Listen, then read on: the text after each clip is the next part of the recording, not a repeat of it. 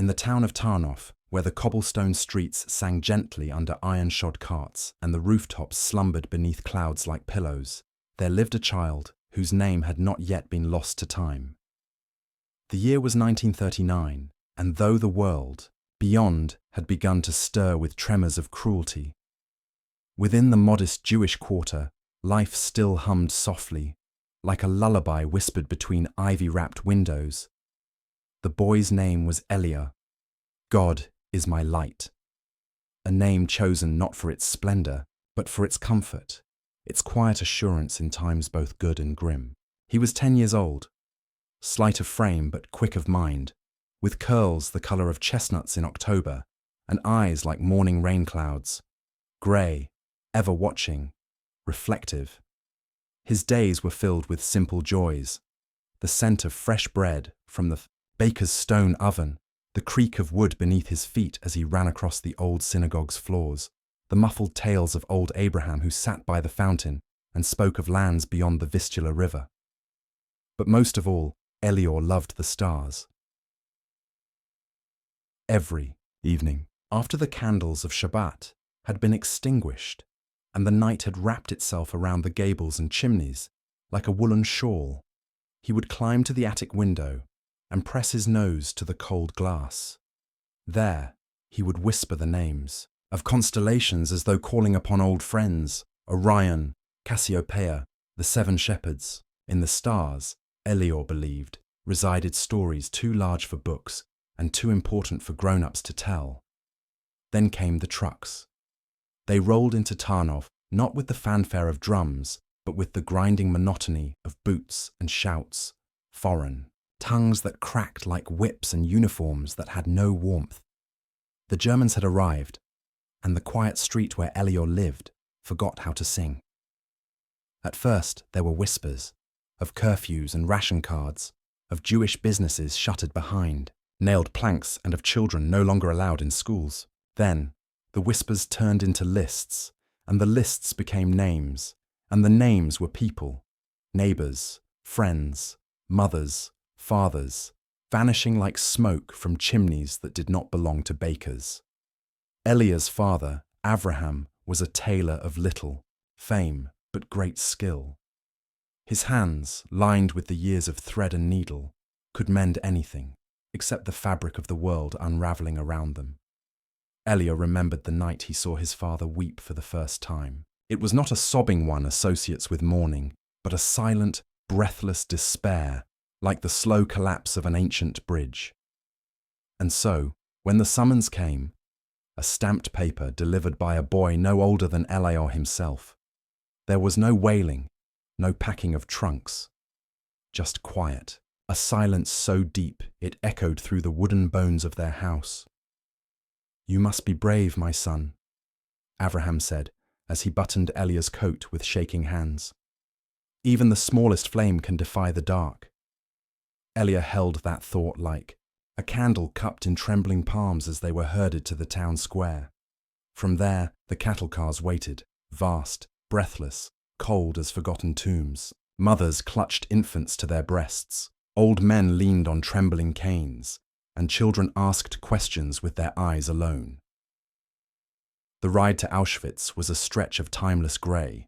Light seeped through slats in the wood like ghostly fingers, and breath turned to frost on faces drawn thin.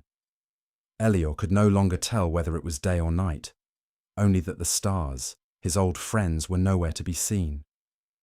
When the doors opened, the air tasted of ash and iron.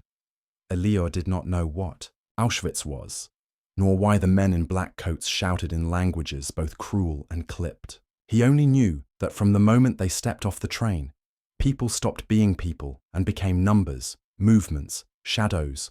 One by one, the families were divided, men to the left, women and children to the right. Abraham's hand slipped from his. "Elior," he called, his voice sharp as broken glass. But the guards pressed between them like wolves in a storm. That was the last time Elior saw his father. His group was ushered toward a building that looked like a bathhouse, but smelled of burning and bleach. Alongside him were other children, their eyes wide and limbs thin as winter reeds. Some clung to siblings. Others cried for mothers whose hands they would never feel again. But Elior did not cry. Not because he wasn't afraid, but because he believed that if he stayed very still, very quiet, he might hear the stars whisper his name again. Inside the building, they were stripped of names and clothes alike. Their hair was sheared, their belongings vanished, and in the place of identity, they were given numbers, etched not in ink, but in the harsh scrape of memory. Elior was now nothing more than a digit sewn into a sleeve. But within, he remained, a child who remembered bread, stories, and stars. And somewhere, buried beneath the smoke-hung skies of Auschwitz, that small flickering flame of hope still burned. The number sewn onto Elior's sleeve read B11984. It meant nothing to him then, just an arrangement of lines and curves stitched onto a rough cloth uniform that hung too heavily on his narrow shoulders. But he would come to know that number, intimately, as one comes to know the sound of a creaking floorboard in the dark, or the smell of damp bread on an empty stomach. They gave him shoes, if they could be called that, one sole larger than the other, both stiff with dried mud and years of wear. A cap, moth-eaten and shriveled like a forgotten fig, and a bunk shared with 5 others in a wooden barrack that groaned under the weight of hopelessness. The barracks were long, narrow halls of wooden planks stacked 3 bunks high. Elior's bunk was near the corner, pressed against a wall that seemed always to sweat with moisture. Each night he curled against its chill and listened, not for the sounds of comfort, but for the silence that came after the screams. His companions in the bunk were boys like himself, some younger, some barely older. There was Isaac, who no longer spoke since his sister was taken. David, whose cough echoed endlessly into the dark. And Marek, who told stories under his breath at night, stories of Warsaw and forests and a time when shoes fit. Elior listened to Marek more than he listened to the guards, to the orders shouted in the yard, or the shrill barking of dogs. He clung to those whispered tales like a sailor to driftwood, for they reminded him that there had once been a world outside these fences, one with forests, with mothers, with stars. The routine at Auschwitz was as relentless as the cold. Wake before the light came. Stand in lines so still and long they felt like statues in a forgotten square. Roll calls that dragged for hours, while frost bit at their feet and names were no longer names, only numbers read aloud with indifference. Elior quickly learned the rules of survival, not from the guards, but from the other children. Never be last in line. Never speak unless spoken to. Eat quickly, even if it's only bread crusts and grey soup. Never show your tears. They freeze before they fall. But the hardest lesson was this: never ask where the others went. Each day, a few would vanish. A boy missing from the bunk, a girl absent from the line. The older children told the younger ones that they had been transferred or chosen for labour. But even at 10, Elior could hear the weight behind those words, the sorrow disguised as fact. He began to notice the smoke. It curled endlessly from tall chimneys that loomed like sentinels over the camp. It did not smell like smoke from bakeries or hearths. It was heavier, more sour. The wind carried it across the yards, through the fences, into the lungs of the living. One night, as they huddled in the dark, Marek finally spoke the truth, that no child should ever have to know. That's where they go, he whispered, nodding toward the grey haze that blanketed the stars. The ones who disappear, that's smoke, that's them now. Elior said nothing. He simply closed his eyes and imagined that maybe, just maybe, the smoke climbed so high it reached the sky, and that the stars caught each wisp and whispered back to the children below, "You are remembered." Despite the fear, despite the loss, life continued. Not the life of play or song, but of repetition and small triumphs.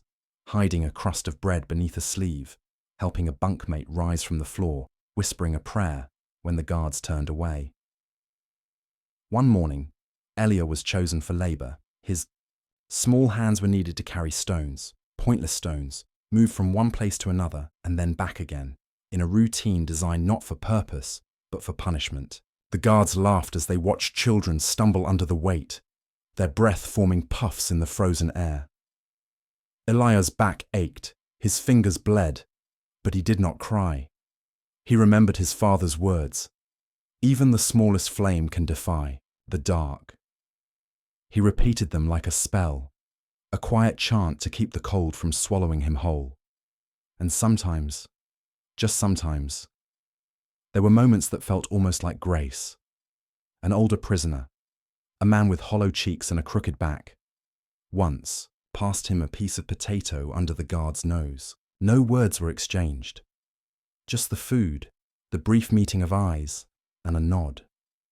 A silent pact. We live for now. Another time, a female prisoner in the laundry block smuggled a pair of better-fitting shoes to the boy with one oversized foot. She winked. And though she did not speak, Elior imagined her voice was warm and kind, like the women who sold flowers back home. These fleeting mercies became his world. And then there were the nights. Though the stars were seldom visible, Elior still looked up. Sometimes the clouds parted just enough for a single star to gleam through, and in that moment he felt tethered to something vast and old, something that even Auschwitz could not touch. That star, perhaps, was his mother's voice humming a lullaby, or the sound of leaves rustling in the wind above Tarnow, or maybe it was simply hope wearing a borrowed face. Hope. Such a fragile thing in a place of cement and ash. But Elior kept it, tucked deep inside where no guard could reach, no frost could bite. He clung to the stories, to the stolen kindnesses, to the memory of a world with bread and names and fathers who wept, but still buttoned coats. And each time he looked at the number on his sleeve, B111984, he reminded himself, this is not who I am. I am Elior. I remember stars. Winter in Auschwitz did not arrive with snowflakes or songs, but with a silent suffocation. The cold there was not the playful chill of childhood winters in Tarnow, when Elior would press his hands against the frosted window to draw shapes and letters in the thin layer of ice. No, this cold was crueler, heavier. It did not nip at the skin, it gnawed at the soul. The barracks, built from warped wood and stitched together with nails and hopelessness, offered little protection. Wind slithered through every crack, and the floorboards seemed to breathe frost into the very air they slept in. The thin wool blankets they were given were scarcely better than paper. Sometimes, boys would sleep huddled in groups, seeking warmth in one another's trembling limbs. There was no fire, no warm soup, no songs or laughter to thaw the ice that crept around their hearts. It was in these endless nights, where darkness reigned longer than daylight, that Elior learned to listen differently, not to words or commands, but to the quiet rhythms of survival, the soft groans of aching limbs, the shifting of a boy trying to find a warmer angle of sleep, the way some breaths slowed and never resumed. Each morning brought fewer voices, and yet, somehow, Elior remained. His fingers were turning blue at the edges, and his lips cracked and bled, but there was a strange stillness within him, a defiance so quiet it could be mistaken for nothingness. Each day he awoke. He told himself it was one day closer to something. He did not know what. Freedom, perhaps, or death, or maybe just the memory of a sunrise that wasn't watched through barbed wire. During the bitterest part of December, the sickness came. It swept through the children's barracks like an invisible fog. Typhus, some whispered. Others blamed the water, the cold, the hunger. But whatever its name, it did not discriminate. Strong or weak, loud or silent, the sickness chose freely. And when it came, there were no doctors, no medicines, only time and chance. David, the boy with the lingering cough, worsened quickly. His breath rasped like sandpaper against bark. His eyes, once brown and watchful, dulled with fever. Elior sat beside him one evening, holding a rag soaked in what little clean water they could find.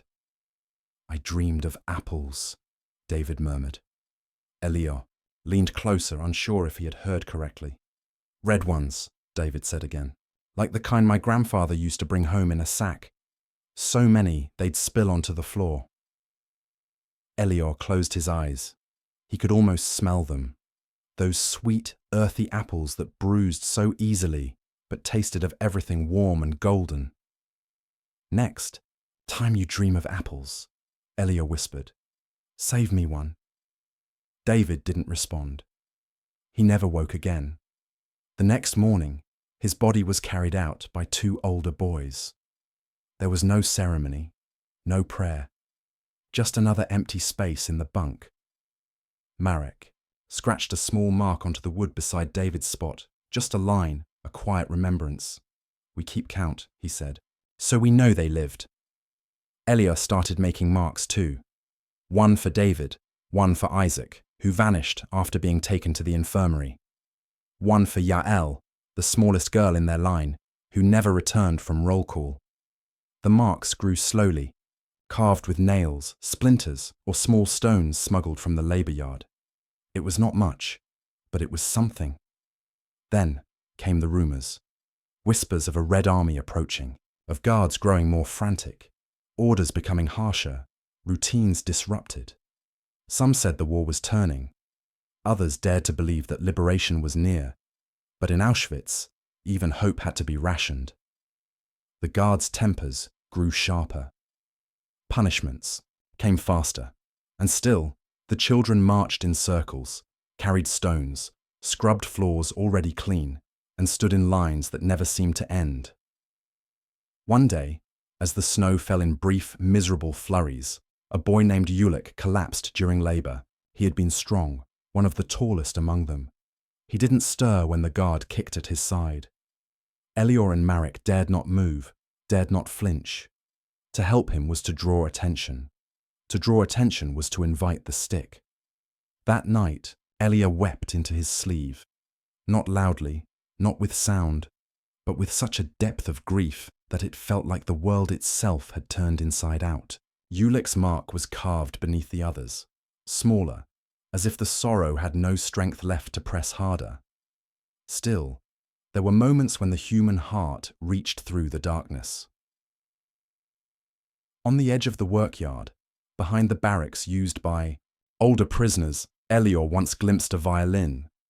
He was returning from the latrines when he heard it, faint, trembling, like the sound of a bird learning to sing in winter. A few low notes, then silence. Then again, a phrase uncertain but undeniably music. He followed the sound with careful steps, peering past a broken fence until he saw the man. Grey-bearded, thin as a scarecrow, the violinist stood beneath. A leaking roof, fingers trembling on the strings. There was no audience, no applause, only the falling snow and a child watching from the shadows. Elior did not understand the tune, but it wrapped around him like the blanket he had once known. It was sorrow and longing, yes, but also defiance. A reminder that beauty, however fleeting, could still exist, even here. The man saw him. Their eyes met. He nodded once and kept playing. Elior never saw the violin again, but the memory of it became another flame he carried, a secret, a reason. Because if music could survive Auschwitz, then maybe so could he. It was in the stillest hours before dawn that Elior began whispering names into the dark. He did not know what made him start. Perhaps it was the silence left behind after so many had vanished, or perhaps it was the memory of his mother once telling him that a name, when spoken aloud, never truly dies. In the barracks of splintered wood and stolen sleep, Elior's voice became the softest liturgy, one meant for no ears but his own, and perhaps the stars, if they were still listening. Each night, before he closed his eyes against the fear and cold, he would whisper the names he remembered. Not all at once, just a few slowly, like beads passed through careful fingers. David, Yael, Ulik. He whispered them like prayers, offering them to the air that hung thick with soot and longing. It became his ritual, a quiet defiance against the machinery of forgetting. The others began to notice. Marek, curled beside him, said nothing at first. But one night, after Elior had whispered Isaac into the dark, Marek murmured, "Add Rivka." Elior nodded. And so, the list grew.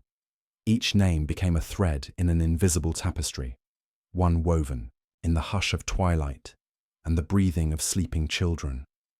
Each thread was delicate, yet stronger than the iron that barred the gates outside.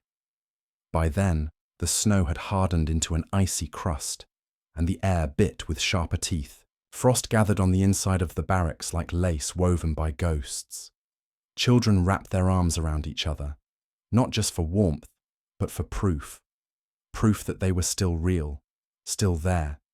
The soup grew thinner, the bread crumbled faster, and the smoke never ceased. Elior often watched it rise in quiet contemplation. He no longer asked what it meant. He knew. It was the language of absence, a sky painted by those who would never walk again. And yet, he watched it as he once watched the stars with reverence. If the stars could not be seen, perhaps the smoke would carry his whispers to them. The routine never changed. Roll call, labor, more roll call, hunger, cold, sleep, repeat. And in this circle, some found madness, others found numbness. But Elior clung to the smallest of things, a button he had kept from his old coat, a sliver of wood shaped like a tiny boat, a loose thread from the hem of his shirt, which he braided and rebraided whenever fear rose in his chest. One evening, during labor in the yard, Elior met someone new. She was not a child, but a young woman, perhaps 17. Her name was Talia. She had been assigned to carry stones beside him, another pointless task, designed to grind bones beneath the weight of repetition. She noticed how his arms trembled, how he struggled with the size of the rock. Without a word, she exchanged hers with his, hers smaller, his heavier. He looked at her, confused. "I'm older," she said softly, just loud enough for him to hear. "And stronger. You save your strength." Elior nodded. He did not smile. It felt too distant a gesture, but he tucked her name away, saving it for the evening's litany. That night, Talia. From then on, he looked for her in the yard, in the lines, in the blur of grey uniforms and bent heads. She moved like wind through the ruins, light on her feet, but heavy in purpose. He never heard her complain, never saw her weep. One afternoon, a guard struck her across the face for stumbling. She bled from her mouth but did not fall. Later that night, she gave Elior a half ration of bread. He tried to refuse it. "You need it," he said. "So do you," she replied, placing it firmly in his hand. When he asked her where she was from, she told him of Krakow, of tall windows and lemon cakes, of a little alley that smelled of ink and roasted nuts. She told him about her younger brother, who had loved climbing trees, and of how her mother used to sing old Ladino songs by candlelight. "Do you think they remember us?" Elior asked her one evening. Talia did not answer right away. Then she said, "I think remembering is what keeps us alive." He never forgot those words, but Auschwitz had a way of stealing even the strongest. One morning, Talia was not in the labor line. Her absence carved a hole in the day, a gap that could not be filled. Elior searched the faces of the girls during roll call, hoping against the silence. That night, when he whispered her name, it cracked on his lips. "Talia." He whispered it again, softer, gentler, letting it float upward like incense, like the curling trails of smoke that always rose. Then came the announcement. Some prisoners were to be moved. No reason, no explanation, just numbers read aloud, names never spoken. Elior held his breath. Not his, not Marek's, but others. The barracks thinned again, and soon rumours returned. The Red Army had crossed the Vistula. The guards had begun burning records. The chimney smoke had grown even darker. Something was changing. But no one dared hope too loudly. Elior watched, listened, whispered. The names grew longer each night, not just of those he knew, but those he saw vanish. A girl with blonde braids, a boy who limped, a man who whistled quietly to himself while moving stones. Each name became part of the stars he could no longer see, stars hidden behind clouds of ash but still burning, somewhere. He did not know it yet, but this was the beginning of the end. The final winter in Auschwitz.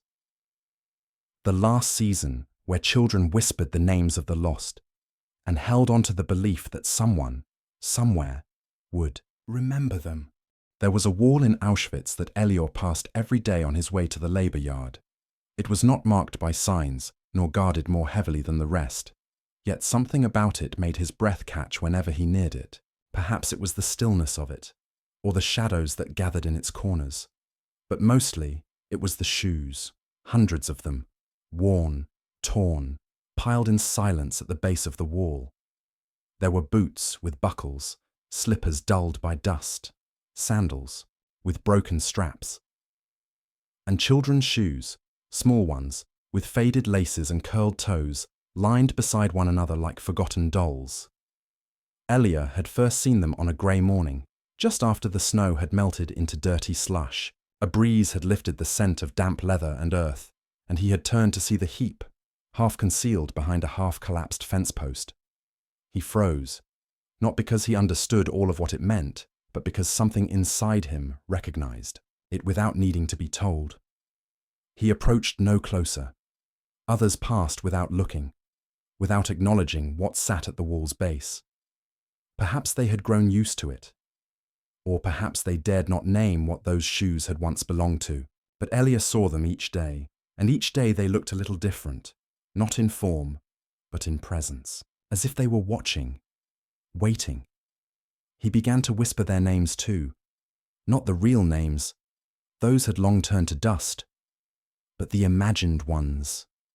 This one, he would murmur under his breath, was Rivka. She liked to chase chickens in the yard. And that one, Dan, he carved toys from twigs, and in doing so, he gave life to the lifeless. He restored the echo of footsteps to shoes long stilled. One morning, as he passed by with Marek, he stopped longer than usual. A pair of red shoes had been placed near the top. They were smaller than his own feet, with a tiny flower embroidered at the heel. They seemed untouched by time, as though someone had just removed them a moment ago. Marek noticed and stepped beside him. He didn't ask. He didn't speak. Then he did something Elior would never forget. He reached into his pocket and pulled out a scrap of cloth, a strip torn from his own shirt. Quietly, without ceremony, he laid it beside the shoes. "For the next one," he said. They moved on. The guards shouted. The wind picked up. But Elior's heart carried that moment like a sacred scroll. Later that day, while gathering stones, he found a small, broken buckle in the mud. It was rusted and bent, but clearly once belonged to a shoe. Perhaps a child's. Perhaps one now. Resting at the wall, he hid it in his sleeve. That night, beneath the rattling rafters of the barracks, he held the buckle in his palm. He rubbed his thumb across it slowly, as though smoothing memory into metal. Then, as the others drifted into uneasy sleep, he added more names to his nightly ritual. Micah, Leah, Thomas, Miriam. Each name born of silence, each one spoken, like a star being relit in the void. And then came the day the guards shouted louder than usual. Dogs barked for hours. The sky hung low and grey, a ceiling of mourning pressed close above their heads. A group of men was marched past their barracks, bound and staggering. Among them, Elior glimpsed a face, just for a moment, a flash of eyes, a line of a jaw, a tear that did not fall. It was the violinist, the one who had played beneath the leaking roof. Elior froze, his heart rising to his throat. He moved to the tiny window, pressed his fingers against the glass. The man walked slowly, Not from weakness, but dignity, as if music still echoed in his bones, as if he carried every note he had ever played like a shield. Elior never saw him again. But that night, he whispered not just the man's name, unspoken, unknown, but his song, humming the tune he had heard only once, recalling each note with trembling care. The sound lived only in his memory now. But that was enough. The wall of shoes remained. The pile grew, and still, life continued, if it could be called that. One day, a new boy arrived. His name was Samuel, barely 6 years old. His face was gaunt, his eyes vast, the whites tinged with something yellowish. He had no coat. His cap was too large, slipping over his ears. Elior found him shivering behind the water barrel that night. He knelt beside him, offered the thread he kept in his sleeve. Samuel took it without words, simply held it tight in his tiny hand. "It's magic," Elior said. "It keeps away the bad dreams." Samuel looked at him, unsure. "You'll see," Elior whispered. And that night, when Elior whispered names, he added one more, Samuel. In the days that followed, Samuel rarely spoke. But he followed Elior like a shadow, quiet, constant. They worked side by side, shared rations, shared warmth. Elior gave him his place by the wall during roll call, where the wind was less cruel. He had become a brother. And Elior, once the smallest, now stood taller in spirit, if not in height. Because though the wall of shoes kept growing and the smoke never ceased, and the roll calls dragged into despair, he carried something the guards could not see, a treasury of names, a song with no end, a thread of hope braided by whispers and memory. And when the night returned, as it always did, Elior would close his eyes and whisper into the dark, Leah, Julik, Talia, Samuel. And then, in silence, he would listen. Because somewhere beyond the smoke, beyond the chimneys, beyond even the stars, he believed the names whispered back. The snow had returned, this time with a deceptive softness. It fell in slow spirals, blanketing the filth and wire in a coat of ghostly white. For a moment, Auschwitz seemed hushed, its horrors muted beneath a silent shroud. But Elior knew better. He had learned that snow in this place did not mean purity or peace. It meant concealment. It hid the blood, the tracks, the shoes, and beneath its delicate veil, the ash still lingered. Ash clung to everything here, to the wooden beams of the barracks, to the soup pots in the kitchen, to the threads of their clothing, even to the air itself. Elior had once heard a man whisper that the ash came from the skies, but not from clouds. He had been too young then to understand. Now he knew. Still, when the snow came, the camp transformed. Its ugliness was not erased, but blurred, just enough for a child's eyes to momentarily forget. And so, Elior found himself watching it from the barrack window, eyes tracing each flake as it danced its way down through the smoky air. Samuel stood beside him, nose pressed to the cracked glass. His breath made small clouds on the pane. "It's beautiful," the boy said, voice like a bell muffled by wool. Elior didn't reply. He didn't want to break the illusion, because sometimes, even in Auschwitz, beauty was allowed to exist for a breath or two. That day, the guards marched them in silence.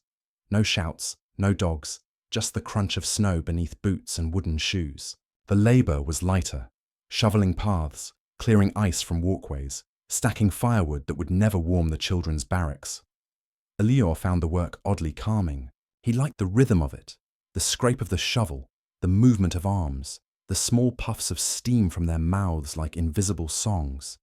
And every now and then, he would glance up and see Samuel copying him, mimicking each motion as though he were learning a dance. But by midday, the illusion broke. The snow had melted just enough to reveal what it had hidden. In a trench near the fence, not far from where the dogs were kept, the bodies of 3 children lay half buried in the slush. Their limbs were curled unnaturally, their skin like wax, their eyes open and blank. Samuel stopped. His hands dropped the shovel. He stared, mouth agape, eyes wide, not in terror, but in confusion, as though he could not comprehend how something so still could once have been like him. A guard shouted. Elior stepped in front of the boy, blocking his view. "Keep moving," he said gently, more to Samuel than to himself. They did. That night, Samuel did not speak. He sat on the bunk, knees drawn to his chest, eyes fixed on the ceiling. Elior offered him bread, but he did not move. So Elior placed the crust beside him and pulled the blanket over both their shoulders. And when the time came, when the others had settled into uneasy sleep, Elior whispered into the dark once more. Micah, Thomas, Miriam, and the children by the trench. He did not name them. He did not know how, but his voice wrapped around them anyway, like a prayer of snow. Light, falling gently, seeking only to cover what the world had tried to discard.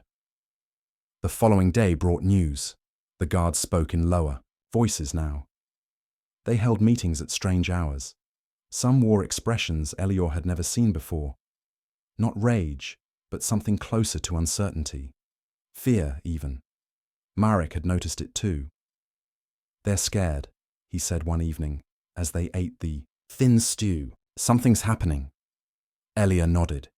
He had felt it in his bones, a change, subtle but steady, like the slow thaw of ice beneath the surface. He began watching the fences more closely, not with hope, with awareness. Each post, each gate, each roll call became a question. Will it end soon? Will we be taken away again? Or will the wall of shoes become taller still? Then came the strange absence. One morning, a section of the camp was empty. The usual roll call was shorter. A whole barrack gone. No explanation, no announcements, just blank space where breath and bodies had once been. Transport, some whispered. Execution, said others. No one knew. And that, Elior realized, was the hardest part. Not knowing. The not knowing filled every crack in the soul like water, in a frozen wall, waiting to burst. He walked with Samuel to the latrines, hand clutched in his. The boy had grown quieter with each passing day. His cheeks were hollow, his voice thinner. But he still watched the sky. He still counted flakes. Elior taught him the names of stars, even if they could not see them. Cassiopeia, he whispered once, pointing to a spot beyond the smoke. Samuel smiled faintly. That sounds like a song. It is, Elior replied, and that night he added the name of the constellation to his litany. For the children who had no names, for the silence under the snow, for the music of shoes waiting by the wall. He whispered until his voice gave out. And still the ash fell. Still the snow covered it. Still the names were remembered. It was a morning much like the others. Grey, brittle, heavy with the breath of cold wind and silence. Yet, Elior sensed a shift, not in the sky or the snow, but in the way people moved. There was hesitance in the steps of the guards, and their eyes, once sharp and glinting like frost-edged steel, now darted with unease. Something trembled beneath the surface of routine. That morning, Elior was not taken to the labour yard. Instead, he and a cluster of children, including Marek and Samuel, were herded into the courtyard, where the officers lined them in rows. The air stung and the snow crunched underfoot, but no one dared speak. Even the dogs were quiet, a roll call, but not the usual one. Names were not read. Instead, a new commandant walked the lines, his boots carving narrow paths in the snow. He stopped often, his eyes sweeping each face like a knife deciding which bread to cut. His coat was longer, his insignia shinier. He looked at Elior, at the threadbare cap, the sunken eyes, the stitched number. Then he passed. Elior exhaled, slow and silent. Beside him, Samuel trembled, not from the cold, but from the unknown. After the inspection, they were returned to their barrack, but several were missing. No one knew where they had gone. Samuel asked that night, voice barely more than breath, "Will they come back?" Elior did not answer. Instead, he reached into his pocket and pulled out the braided thread, the one he had kept since the beginning, since his name was first sewn into a sleeve. He placed it in Samuel's palm. "This is for you now," he said softly. Samuel looked at it, then at Elior. "But you said it keeps the dreams away." "It does," Elior replied, "and it knows the way through the dark." Samuel clutched it tightly and curled into sleep. That night, Elior did not whisper names. Instead, he watched. The moon was weak behind the clouds, a faded coin in a sky smeared with ash. The barrack was quiet, save for a few coughs and the shifting of thin limbs against harder wood, and then an echo, faint, distant, not from the sky, but from beyond the fence, a sound like thunder, but not from a storm. It came again, booming, low, like a heartbeat in the earth. Elior sat up. So did Marek. They said nothing, just listened. The next day the rumors became louder than the guards. "They're close," whispered a man in the yard. "The Russians. I heard it from the officers. Some are fleeing. Fleeing." It was a word that felt foreign in Auschwitz. Only prisoners ever disappeared. Now, the ones who held the keys were the ones vanishing. By evening, a strange sight greeted them. Fires burned in the administrative buildings. Documents, uniforms, furniture, everything that could be destroyed was. The sky filled with smoke, but this was different. Not the smoke of bodies, but of fear, of erasure. "They're covering their tracks," Marek said. But Elior thought of something else. "They're preparing to leave." Hope, real, raw, terrifying hope, pressed into his ribs. He dared not speak it aloud. Instead, he held it close, like a fragile flame, the way he once held warm bread or his father's hand. That night, he whispered the names again. All of them, each one, as if to make them real one final time, as if they might be needed in a new world. One, where names would be called again, not for death, but for life. The next morning, the guards were gone. Not all, but most. The fences remained. The towers still watched. But something vital had broken in the order of things. Children peeked from barrack. Doors. Older men whispered prayers. Women clutched hands tighter. And still, the snow fell, softly, as though to cushion the impossible. By mid-morning, the gates stood open. A few dared approach. No bullets, no shouts, only wind and silence. Marek looked at Elior. "What do we do?" Elior looked down at Samuel, who stood beside him holding the thread in one hand and Elior's sleeve in the other. "We wait," he said, because though the fences were open, the world beyond them still felt unreal. Like a dream, one fears to believe too quickly. That evening, the sound came again, closer now. Engines, boots, but not the ones they knew. No German shouted, no dog barked. Instead, foreign voices echoed through the trees, not cruel, not cold, but firm, purposeful. And then, the first soldiers appeared. They wore coats too large, hats pulled low. Their faces were dirty, their expressions unreadable. But they did not hold rifles at the ready. They did not strike or shout. They looked and wept. They wept. Elior watched as one man fell to his knees in the snow, hands over his face, as the children stared from behind broken fences and rotted doors. Freedom did not come with trumpets or flags. It came in the form of tears, of open gates, of silence breaking. Samuel looked up at Elior, his face blank, his eyes wide. "Are we free?" Elior could not answer, because he did not know what freedom felt like anymore. But he knelt down, placed a hand over Samuel's heart, and whispered, "We're not numbers anymore." And that night, in the barrack lit only by memory and snowlight, Elior whispered one more name, his own, Elior, and then Samuel, and then he smiled, because at last the thread had not broken. It had led them through. The gates of Auschwitz stood open, and yet no one rushed through them. Freedom, when it finally arrived, was not greeted with celebration, but with silence. A kind of stunned stillness settled over the camp, as if time itself had paused, unsure of what to do with the broken things it had left behind. Elior sat on the steps outside the barracks, Samuel beside him, both wrapped in thin blankets handed to them by one of the soldiers. Around them, others lingered in hesitant circles. Some stared at the snow-covered ground, others at the sky, as though searching for a sign that this wasn't just another cruel illusion. The Russian soldiers moved gently, almost reverently, through the camp. They spoke little, offering water, bread, and blankets, with the care of those who had seen too much. One soldier knelt before an older woman and kissed her hand. Another carried a child on his shoulders, even as his own boots squelched through the melting ice. No one asked questions. No, one gave orders. There was just presence.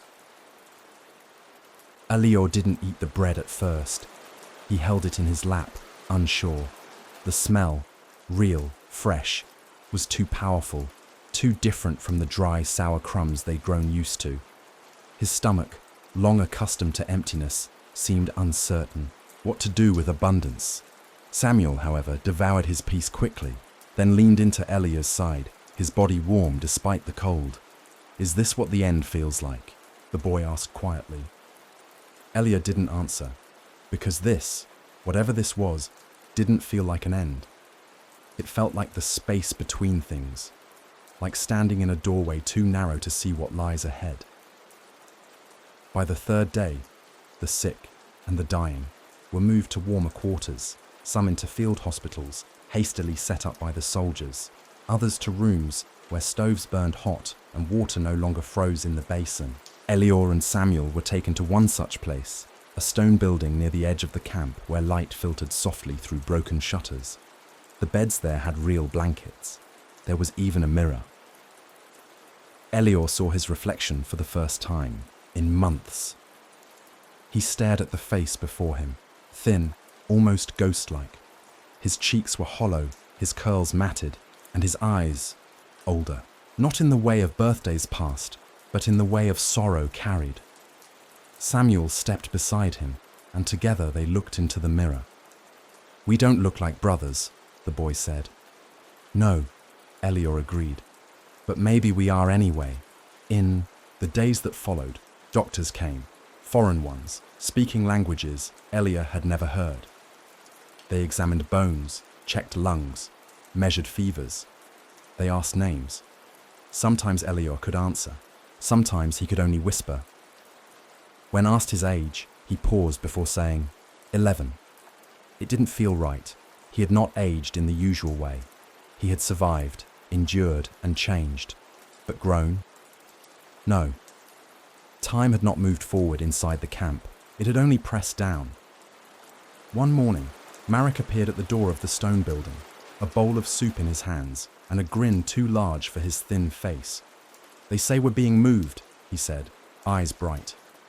"To a real town, with real beds, maybe even books." Books. The word hit Elior like sunlight. He had not thought of them in so long, those bound collections of stories and dreams. Back in Tarnów, his father had kept a shelf of old Hebrew texts, alongside a few thin novels borrowed from neighbours. Elior had loved to trace the letters with his fingers, even when he didn't understand all the words. Now he longed for them. Not for escape, but for remembrance. He wanted to read names again, not from lists, but from stories. He wanted to speak of things that had nothing to do with numbers or smoke. He wanted to hear Samuel laugh over a line in a book about pirates or princes or planets. A few days later, buses arrived. Elior stood beside Samuel and Marek, their blankets tied like capes over their shoulders. The buses were strange beasts, noisy and large, coughing dark smoke, but they meant movement. and movement, finally, meant something new. The ride was long and winding. Outside the windows, the world unfolded, a world Elior had nearly forgotten. Fields stretched in frost-bitten waves. Trees stood bare and solemn, and distant villages crouched beneath roofs capped with snow. He watched it all with quiet awe. At a small town on the edge of Poland, the children were brought to a converted orphanage. It was warm, if crowded. The beds creaked, the walls smelled of soap and onions, and there were too many shoes by the door. But it was safe, and there were books, old ones, worn ones, children's ones. Elior ran his fingers down the spines like greeting old friends. He could not read many of them. Some were in Czech, others in Russian. But he opened them anyway, inhaling the smell of ink and dust. One evening, as he sat beside a wood stove with Samuel and Marek, reading aloud from a book about a boy who could fly, the smallest smile curved his lips. Samuel leaned against his shoulder and whispered, "You sound like someone who used to tell stories before the bad place." Elior paused. "I used to listen to stories," he replied. "Maybe now, I'll learn to tell them." Later that night, before sleep, he whispered the names again. Not as many this time, just a few. Not out of forgetfulness, but because he no longer needed to say them all at once. He had time now. Time to remember. Time to rebuild. And when he came to the last name, he paused, then whispered, "Elior." Not as a prayer, but as a beginning. There was a room in the orphanage, set back from the main hall, where the light came through the windows in soft golden sheets. It smelled of wax and parchment, and in one corner stood a wooden desk, old, scarred, but sturdy. This room, unlike the others filled with laughter and footsteps, remained quiet. It was a room for letters. Elior found it by accident. He had wandered the halls one afternoon, Samuel trailing behind, both boys weary from the noise of the dining room where children argued over spoons and secrets. He had pushed open a door left ajar and stepped into stillness. There were shelves filled with boxes, some marked with names and numbers, others blank. But it was the desk that drew him. On it sat a stack of paper, yellowing at the edges, and a tin can of pencil sharpened down to nubs. A candle stood beside them, half burned and leaning like a tired soldier. Something about the space felt sacred, as though the desk remembered the touch of careful hands and quiet sorrows. Samuel picked up a pencil and held it like a sword. "What is this place?" he asked. "I think it's where people write things," Elior replied. "Things they want to send away. Like letters." "Yes." Samuel looked confused. "To who?" Elior didn't answer. He was already thinking of the names, the ones he still whispered each night, the ones no one else knew or remembered. Perhaps this was the place for them, to live on paper, to become lines and curves that could travel across time. He returned to the room alone the next day, and the next. Each time, he sat at the desk and took one sheet of paper. He wrote slowly, the way he had been taught long ago in a classroom now lost to ash. His hand trembled at first, but the more he wrote, the steadier it became. He wrote letters to those who had vanished. To his father.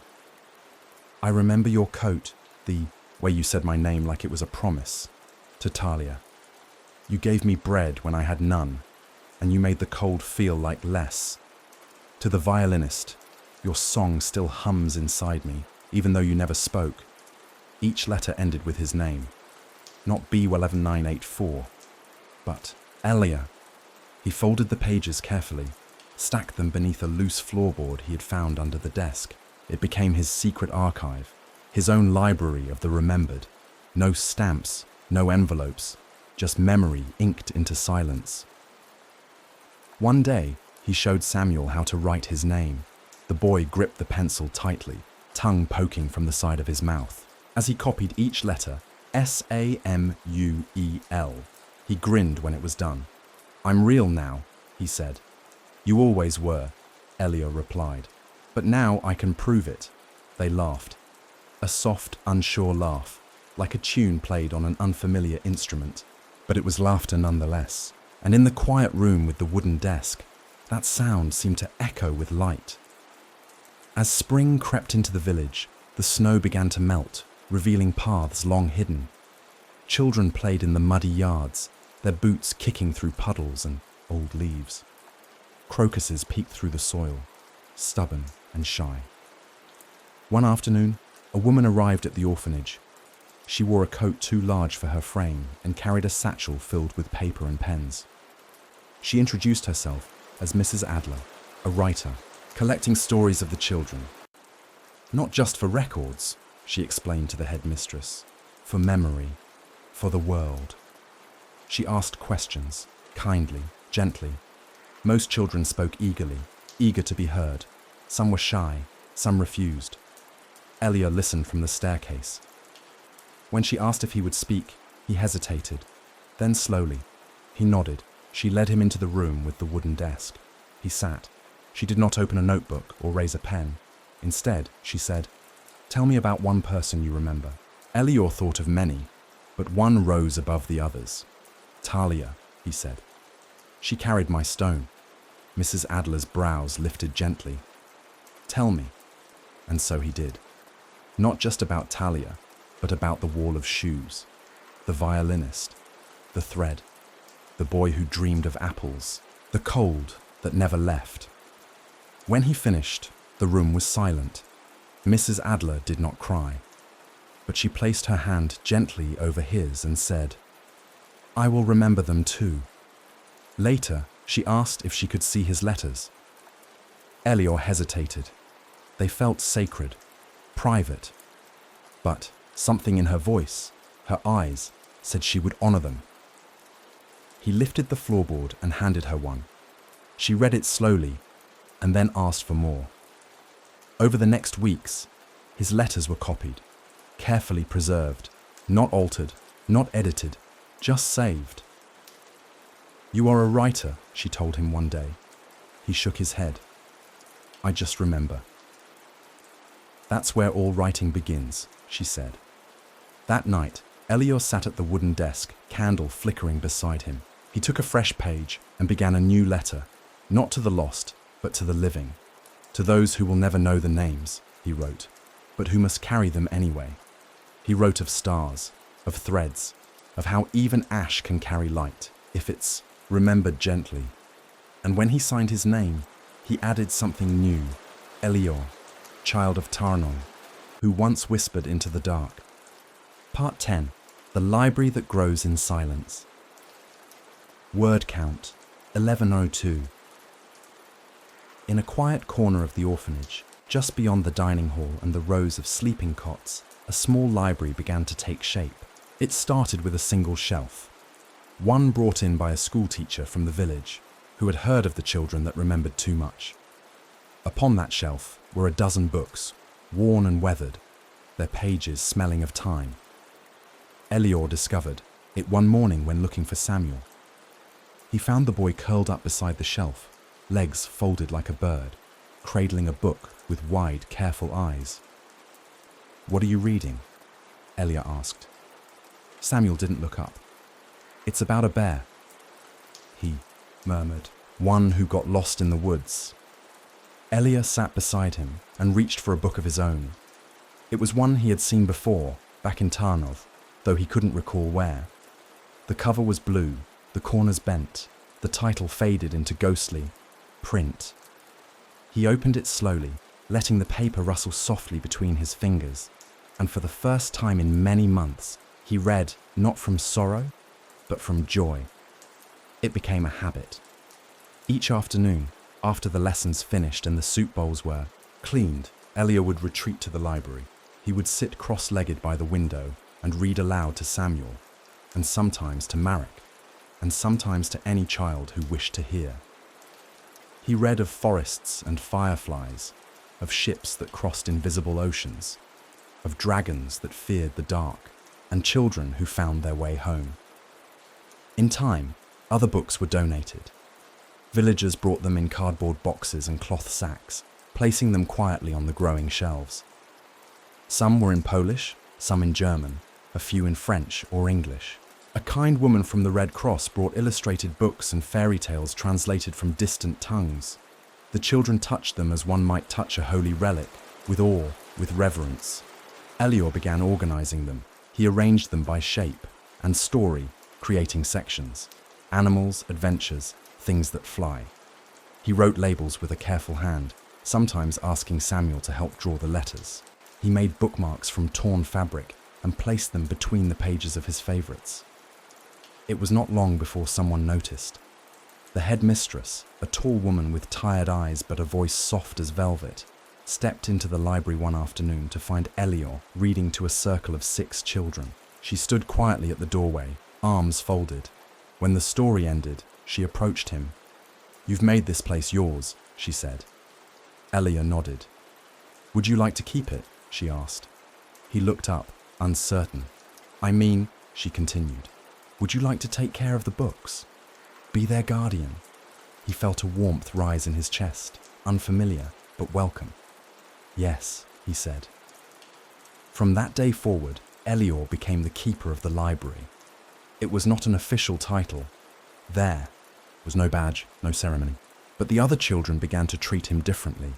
They came to him with torn pages and missing covers. They asked which book to read when they felt sad or scared or tired. He always knew the answer. One day, a young girl named Rena approached, him with a broken spine, of a book, not her own. Her eyes were wide with worry, the torn volume clutched to her chest. "It's my favorite," she whispered. Elior took it gently. "I can fix it. Really? I've fixed harder things," he said. And he had. He used glue and string, tape and patience. The book returned to her with its pages stitched back to life. She hugged him, then skipped away. That evening, Samuel found him writing in the back of one of the new books. "What are you doing?" he asked. "Adding a name," Elior replied. "Yours?" "No," he smiled. "Hers. So the book remembers who loved it." They began adding names to the inside covers of books. Not big, not bold, just small signatures in the corner. Reminders that someone once opened its pages with hope. The library grew, and so did the children. Some were sent to new homes. Some reunited with distant relatives. Others stayed. Elior watched them come and go, always with a book tucked beneath an arm, a story folded close like a memory. He wrote letters still, though less often. Because now, his words had found a new home, not beneath the floorboards, but between chapters, in margins, in bookmarks, in whispered bedtime readings. He did not forget the past. How could he? But it no longer chased him. It walked beside him, like a shadow softened by light. One day, a man from Warsaw visited. He wore a suit too stiff and glasses too clean, and he carried a briefcase filled with papers. He asked Elior questions about the camp, about the wall of shoes, the names, the thread. Elior answered them all. But when the man asked, "What saved you?" Elior paused. He thought of his father's coat, of Talia's bread, of the violin, of Samuel's small hand in his, of the book stacked in the corner. And then he said, "Stories." The man wrote it down. But Elior said it again, softer, for himself. "Stories saved me." That night, he lit a candle on the windowsill of the library. It flickered gently, reflected in the glass. Beside it, he placed a book without a title. Inside were pages of names, whispered, remembered, real. It was a rain-soaked morning in early May when the letter arrived. Elior had been sorting books in the small library room, carefully stacking a set of old fairy tales that had just arrived from Krakow. The window panes wept quietly, and the candle, beside him, flickered with every draft from the hallway. Samuel was seated cross-legged by the stove, tracing the faded illustrations of a story about a fox who tricked a king. The knock on the door was soft. 2 taps, then silence. When Elior opened it, the headmistress stood there, her coat damp and her spectacles fogged from the mist outside. In her hands was a letter, folded and yellow-edged, but clearly handled with care. "This came for you," she said, and offered it gently. Elior looked at the envelope. His name was written in ink, shaky but unmistakable. Elior Ben Avraham, his full name, his real name, the one that had lived only in whispers for so long. He sat down slowly at the desk and opened the letter, careful not to tear the paper. Samuel watched silently, sensing the weight of the moment. The words inside were written in Polish, elegant and sparse. "My name is Dov Roth. I was your father's friend in Tarnov. We worked together in the tailoring shop before the war. If you are the boy I believe you are, I have searched for you for many months. I was told you were seen in a Red Cross camp near Auschwitz. I live now in Krakow. If you are able and willing, I would like to meet you. There is much I wish to share with you, about your father, about your family, about a world that once was." With hope, Dov and Elior read the letter twice, then once more. The ink smudged slightly as his fingers trembled. "Who is it from?" Samuel asked softly. Elior folded the letter and held it to his chest. "A man who knew my father." The days that followed were marked by a quiet restlessness. Elior moved through his routines as, always, reading, repairing books, helping children sound out unfamiliar words. But his thoughts were elsewhere. He returned to the letter often, rereading it in the warm circle of candlelight, searching the curves of each letter for some echo of his father's voice. Then one morning, he packed a small satchel. He did not own much, just a clean shirt, a scarf, the thread Samuel had once returned to him, and a small leather-bound notebook in which he had begun writing stories of his own. Samuel helped him fold the items, his face a mixture of sadness and pride. "You'll come back?" he asked. Elior looked at him, at the boy who had become his family. "I promise." The journey to Krakow was long, passing through towns still bruised by war. Burnt chimneys stood like broken teeth in the fields, and roads were littered with remnants of uniforms, crumpled posters, shattered glass. But here and there, signs of life pushed through. Flowers on windowsills, children chasing each other with sticks, market stalls slowly reopening. When Elior arrived at the address in the letter, he stood for a long moment before knocking. The building was modest, with ivy crawling up one side and a wooden bench resting beneath the window. A cat slept there, curled and purring despite the drizzle. The door opened with a creak, and an old man stepped forward. He had a face marked by time, lined deeply, eyes sunk in sorrow, but his smile was steady. "Elior?" he asked. The boy nodded. "I am Dov." The man stepped aside and motioned him in. Inside, the apartment was filled with fabric. Bolts of cloth, spools of thread, shears, chalk, all the tools of a tailor's trade, organized with care. The room smelled of lavender and starch, and something else, something familiar. "My hands are too old to sew like I used to," Dov said with a chuckle. "But I mend shirts for the neighbors. It keeps me useful." They sat across from each other at a small table. "I have thought of this moment for so long," the man said quietly. "Of seeing your father's eyes again." Elior listened, heart still. "Avraham was my dearest friend," Dov continued. "We grew up together. We were both apprenticed at 13. He had a gift for patterns. He could cut a coat from memory after seeing it just once." Elior closed his eyes and remembered. His father's hands, the way they moved with quiet certainty, threading buttons as if stitching the world back together.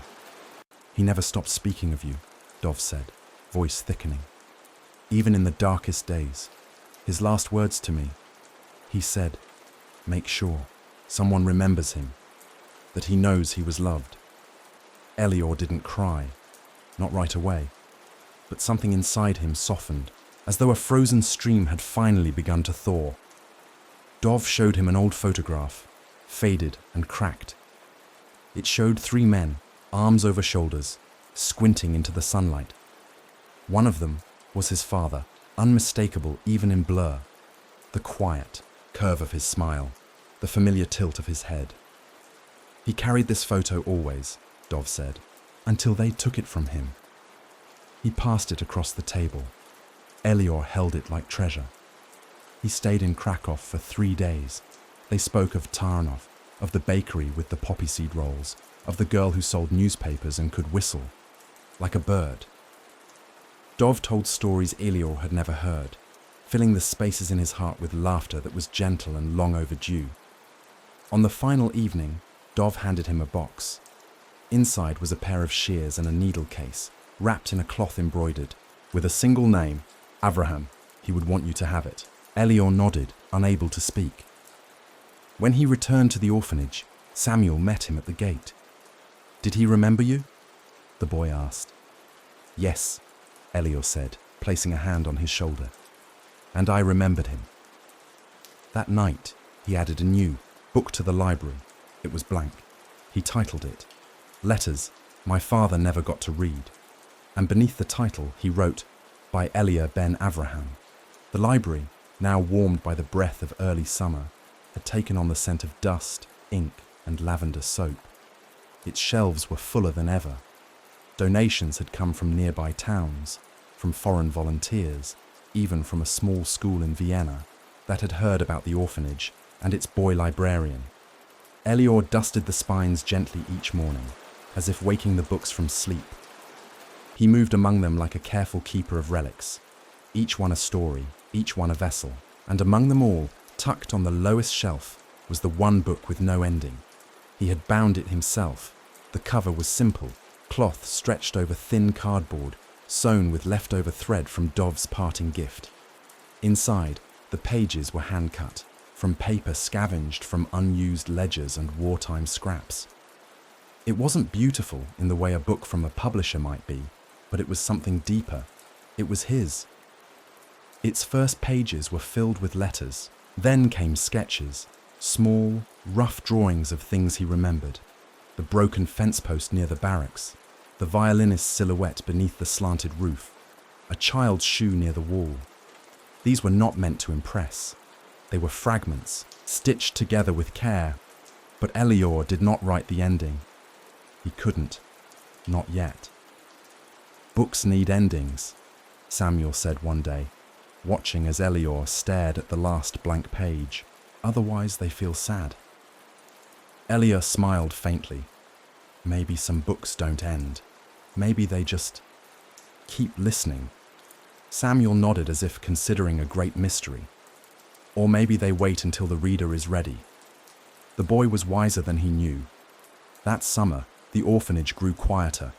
Many children were sent to families across Europe, adopted, taken in by distant relatives, or moved to communal homes built in towns, untouched by bomb craters. Each departure was bittersweet. Hugs whispered against shirt collars, promises exchanged through tear-glossed eyes. One morning, Marek left. He stood in the doorway of the library, suitcase in hand, eyes scanning the shelves one last time. "You'll keep reading to them?" he asked. "Always," Elior replied. Marek grinned. "And when you finish that one," he nodded toward the unfinished book, "write me into the ending." "I already did," Elior said. Samuel remained, though. He was younger, his papers incomplete. No word had come from any family, and perhaps, like Elior, he had begun to belong to the orphanage in a way no one else quite did. He had roots, in its wooden floors, in the worn corners of its staircase, in the rhythm of its mealtimes. One late afternoon, as thunder murmured across distant hills, a woman came to visit. She wore a pale blue dress, simple but clean, and carried a worn leather case. Her name was Mrs. Faber, and she was a teacher from Lwów. She had read about Elior and his library in a newspaper clipping that reached her school. She walked among the shelves with reverent hands, her fingers brushing over titles with a smile that was quiet and unforced. "I used to teach children who loved books like this," she said softly, "before the war took them." Elior did not ask her to explain. Some wounds are best left unnamed. She stayed for 2 days. She read stories, aloud in a voice like water over stone, even when no child was in the room. And when she finished a tale, she would close the book and say, "Thank you, little words," as if the story itself were alive. Before she left, she found Elior in the library. "I'd like to give you something," she said, reaching into her case. She pulled out a package wrapped in newspaper and string. Inside was a small printing press, old, hand-powered, but intact. "I saved it from the school," she said. "Thought maybe it could find a voice again here." Elior touched the keys, awed. "Now you can make your stories," she added. "Not just write them, share them." That evening, he and Samuel set it up on a desk near the window. They took turns pressing the keys, watching the metal letters kiss the ink and leave their mark on the page. The first thing Elior printed was a single sentence. "We are still here." He tacked the page to the library wall, and beneath it, more pages began to bloom. Stories by the children, poems, jokes, dreams, memories. A girl named Clara wrote about a cat who turned into a cloud. A boy named Jakob described a tower of books that could carry you into the sky. Samuel printed a short piece titled "The Thread That Could Not Break." Elior smiled when he read it. Then one day, he returned to the book without an ending. He sat at his usual desk, the candle flickering with the breath of an open window, and turned to the final page. He stared at it for a long time, then he wrote. "The boy who whispered names in the dark grew into a boy who told stories in the light, not because he forgot the shadows, but because he learned how to carry them gently. He never stopped remembering, and he never stopped speaking, because stories, like people, survive best when they are heard." And beneath that, he signed, "Elior, librarian of the living." He closed the book, not with sorrow, but with a promise, because even a book with an ending can become the beginning of someone else's chapter. It was on a cool morning in early autumn that Elior began sending letters, not to the past, as he once had, but to the world beyond the orphanage walls. The idea came like most ideas in Elior's life, not in a flash, but in the hush. He had been helping Samuel hang laundry on the clothesline, the wind tugging playfully at the sleeves of worn shirts and the corners of the sheets. The sunlight slanted through the clouds, and for a moment, the world felt whole. Uncomplicated, almost kind. Samuel pointed to the sky. "Where do the birds go when they disappear like that?" Elior followed his gaze. "Far," he said, "but not gone." That night, Elior returned to the printing press and began typing. Not pages for the library this time, but small letters, short stories, fragments of memory, each one signed only with his name and a closing line. "If you find this, remember us." He printed dozens of them. Some were poems, others single paragraphs. One read, "We learned to whisper names because shouting was too dangerous, but now we want the world to hear them." Another, "A girl named Talia once traded stones with me. She carried my burden without asking. That is what love looks like." Elior took the letters into the fields on a breezy morning. Samuel helped him fold each one into a simple triangle, the way paper messages had once been carried by soldiers. Then they released them into the wind.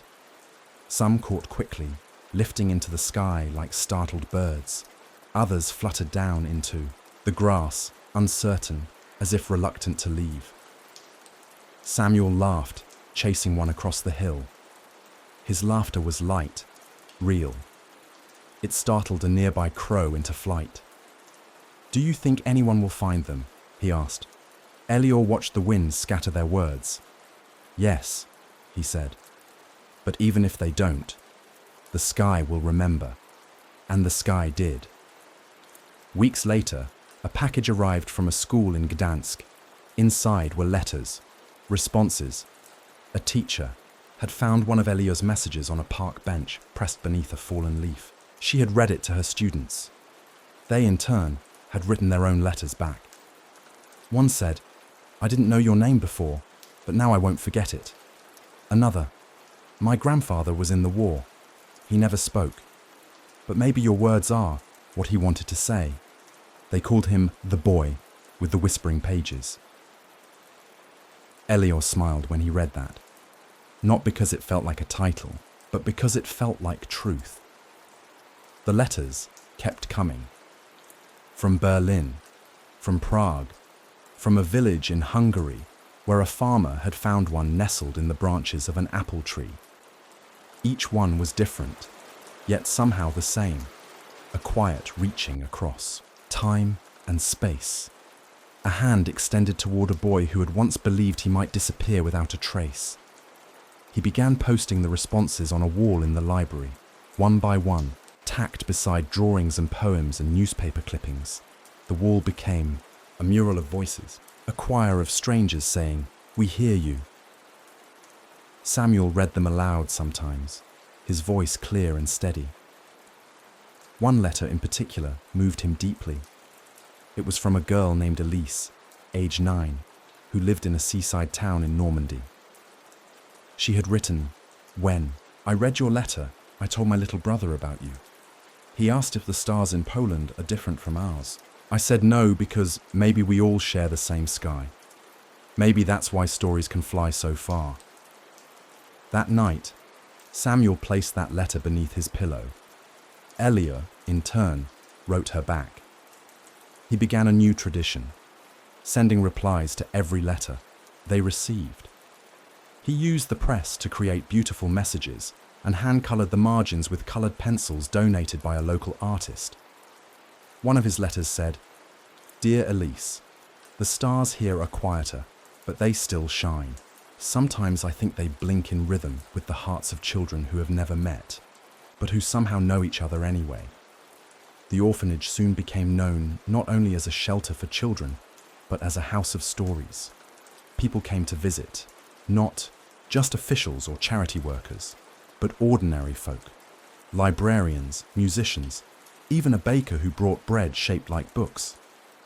A man named Joseph arrived one morning carrying a camera. "I'd like to take pictures of the children," he said, "not to capture sorrow, but to preserve strength." Elior agreed, but with one condition. They must be holding books, so Joseph photographed Samuel cradling the thread that could not break. He captured Clara curled beside the cat that became a cloud. He caught Elior standing before the letter wall, the sunlight tracing the edge of his hair like a halo made of ash and hope. The photos were later displayed in Vienna and again in Paris. They called the exhibition Children of the Unfinished Story, and all the while, Elior kept writing, not because he needed to be heard, but because he had learned something precious. That words, once released into the world, did not vanish. They found hearts, they found homes, they found other whispers waiting to rise. One evening, as the sun dipped low and gold light spilled across the desk, Samuel turned to Elior and said, "We're not really orphans, are we?" Elior looked up. "No," he said softly. "We're the children of everyone who remembers." And from the window, the wind stirred once more, carrying with it the sound of pages turning. It was a Friday evening when the first candle was lit again. The orphanage had fallen into its familiar hush, children finishing soup in chipped bowls, the clatter of spoons slowly giving way to the softer sounds of bedtime. Outside, the wind rustled the branches of the walnut tree, and the golden light of autumn sank deeper into the wood grain of the walls. Elior stood in the library, holding a match. In his other hand was a small brass candlestick, slender, curved, almost delicate. It had belonged to his mother. He recognized the subtle engraving along its stem, a vine that curled like handwriting. Dov had found it somehow, hidden in a parcel of items recovered from Tarnov by a volunteer who had returned to search the ruins of the ghetto. When Elior received it in the mail, wrapped in linen and lavender sprigs, his hands had trembled. He had not known it would affect him so much. He now stood before the window, the candle nestled in the holder. the match trembling in his fingers. Samuel entered, barefoot, hair still, damp from washing. He saw the candle and stopped. "Is it Shabbat?" he asked softly. Elior nodded. I think it's time." He struck the match. It flared briefly, casting a small golden halo in the dim room. He touched the flame to the candle's wick, and it caught, gently, steadily, a flicker of warmth that seemed to breathe. Its light danced across the room, touching the spines of books, the paper letters tacked to the wall, the cheeks of the two boys watching it. Elior closed his eyes and whispered the ancient blessing. He had not said it in years, not since before the train, the roll calls, the snow and the smoke. His voice cracked on the final word, but the flame did not falter. "It's beautiful," Samuel said. "It's memory," Elior replied. "But it's also beginning." The next week they lit 2 candles, then 3. Soon, more children joined. Some knew the words, some didn't. It didn't matter. They stood together each Friday, palms cupped before the glow, as though warming their hands on the embers of something long thought extinguished. The headmistress noticed. She watched from the doorway once, her eyes soft behind the glasses she cleaned too often. Later, she gave Elior a box. Inside were 2 more candlesticks, mismatched but lovingly polished. "From my grandmother," she said simply. "They've waited long enough." So Shabbat returned, not as a ritual of rules, but as a ritual of remembrance. The candles became more than light. They were stories in flame, names in flicker, hope held gently in trembling hands. Elior began to write about them. He called them the candles that survived. The story began simply. There once was a candle that had no fire, only memory. But one day, a boy with a whisper and a name remembered how to strike a match. He read the story aloud to the children during one of their evening gatherings. When he finished, no one clapped. They just sat in the warmth of the candlelight, listening to the quiet, letting the stillness settle like snowfall. A week later, a woman named Miriam arrived from Budapest. She worked with a Jewish community organization that helped displaced children reconnect with their culture, their names, their songs. She had heard of Elior from the Red Cross nurse who had visited the orphanage during the summer. "I expected to find a child," she said. "Instead, I found a storyteller." Elior smiled, unsure how to respond. Miriam offered him a place in a special program in Prague, a school for war orphans, focused on rebuilding not just education, but identity. They taught languages, history, writing. They helped young people reclaim the stories that had been stolen from them. Elior hesitated. He loved the orphanage. It was his home, his library, his candle-lit corner of the world. But he also knew that stories must move forward. And so, after a long walk among the walnut trees, after quiet conversations with Samuel and the headmistress, after pressing his hand one last time against the letter wall, Elior packed his things. He left behind the unfinished books. He left the printing press and the candlesticks, and a list of every story ever written in their shared library, carefully catalogued. But he took one thing with him. The book he had made, by hand. Letters my father never got to read. He kept it in his satchel, wrapped in a cloth embroidered with the vine pattern from his mother's candlestick. When he arrived in Prague, the world felt larger, not scarier, just wider. He lived in a building with other children, each bearing invisible scars, each carrying quiet grief. They learned to speak in new tongues. They painted, sang, and wrote. But most of all, they remembered. One evening, in a classroom that smelled faintly of chalk and cloves, Elior stood before the others and read his story about the candle. When he finished, a boy in the back row asked, "Is it true?" And Elior, who had once thought truth was only in numbers, replied, "It's as true as fire. You can't always see where it came from, but you feel it when it's near." That night, he placed the book without an ending onto the shelf beside his bed. He did not open it, not yet. Because some stories wait, and some stories, like candles, burn best when passed hand to hand. Prague in autumn was unlike anything Elior had known. The streets curved like the strokes of Hebrew letters, and the rooftops shone with copper-green domes that caught the pale light of morning like coins in a fountain. There were bookstores on every corner, tram bells that rang like laughter, and bridges that stretched over rivers with the patience of old men who had seen too much and spoken too little. Elior walked the city slowly, not with the eyes of a tourist, but with the heart of someone reacquainting himself with the idea of space that wasn't enclosed by wire or dictated by numbers. He found a rhythm in the cobblestones, a music in the windows of cafes, where warm light spilled onto the sidewalks, and the scent of cardamom and cinnamon made the air feel like memory. He attended classes 5 days a week. They were not like the schools he remembered from Tarnów, where wooden benches and chalkboards framed every lesson. Here, the teachers spoke gently. They asked questions that didn't always have answers and encouraged silence as much as speech. Elior loved literature most.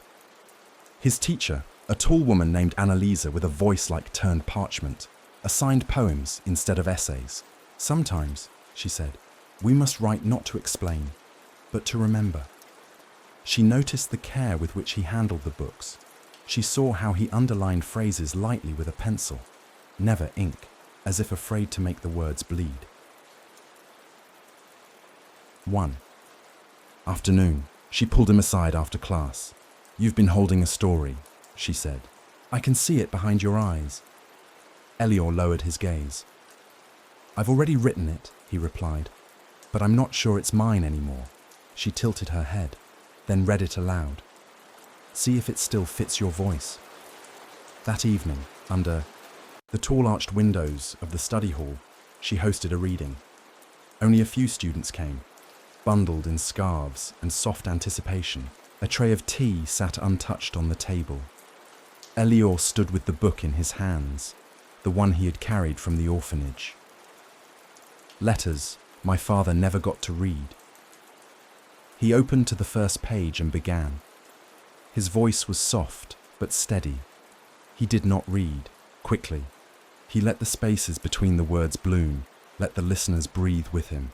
He read of his father's coat, of the wall of shoes, of Talia's bread and Samuel's thread, of stars unseen but remembered, of silence that could become story.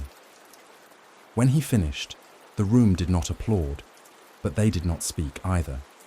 They simply remained still, and that was enough. Afterward, Annalisa approached him. Would you allow this to be published? She asked.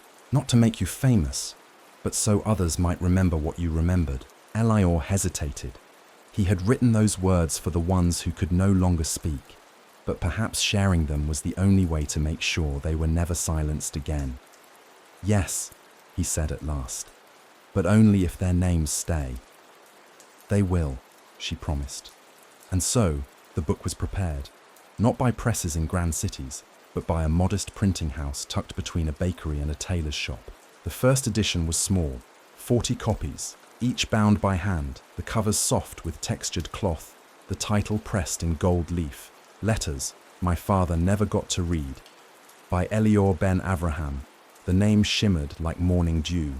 Elior held the first copy in trembling hands, not because it was new, but because it was his name. Not a number, not an assigned title. A name, spoken aloud. He wrote a dedication inside the cover. To the children who whispered stars into smoke. You are not forgotten. He sent a copy to the orphanage, wrapped in brown paper, with a pressed flower tucked inside. The headmistress wrote back weeks later, her handwriting familiar, her words lined with care. We placed it on the highest shelf in the library, but the children take it down every evening. Samuel sent a note too, scribbled in coloured pencil. Read it aloud to Clara. She cried, but in a good way. I keep the bookmark you made next to my bed. Also, I'm learning to write longer stories now. Just like you. Elior pressed the letter to his chest. One night, As winter curled its fingers around the eaves of Prague, Elior walked alone to the Vltava river. The bridge stretched before him, silent beneath the stars. He stopped at its center and pulled a slip of paper from his pocket. On it, he had written one final letter. Not to his father, not to the world, but to himself. Dear Elior, you are still here, still whispering, still remembering, still beginning. He folded the paper into a small square and let the wind take it. It caught, hovered, then drifted down into the river, where the water cradled it gently before carrying it away. He stood there for a long time, not watching the letter, but the stars. The invitation came in early spring, wrapped in linen paper and sealed with blue wax. It was from an organization in Haifa, in the newly forming state of Israel, a place Elior had only read about in passing, through letters and articles that drifted like leaves into his hands over the months. The letter was simple, dignified. It invited him to join a community of young people, many of them orphans like himself, to help build a home from stone, soil, and memory. The sender signed only, "For those who wish to plant again." Elior read it 3 times, sitting beneath the arched window in the Prague library, the letter held gently like a leaf. He had not planned to leave. Not yet. He had become part of this place, its routines, its quiet corridors, the rooftop garden where he and 2 others had coaxed Basil, and time into the sunlight. He had begun helping children younger than Samuel learn their letters. He had begun sketching a new book, but something in that phrase lingered. To plant again. He knew what it meant, even if it was not written. It was not only about olive, trees or vines or wheat. It was about beginning, not just surviving.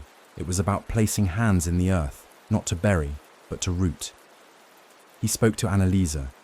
She nodded, not in surprise, but in understanding. Stories must travel, she said, even when they are born in the ashes.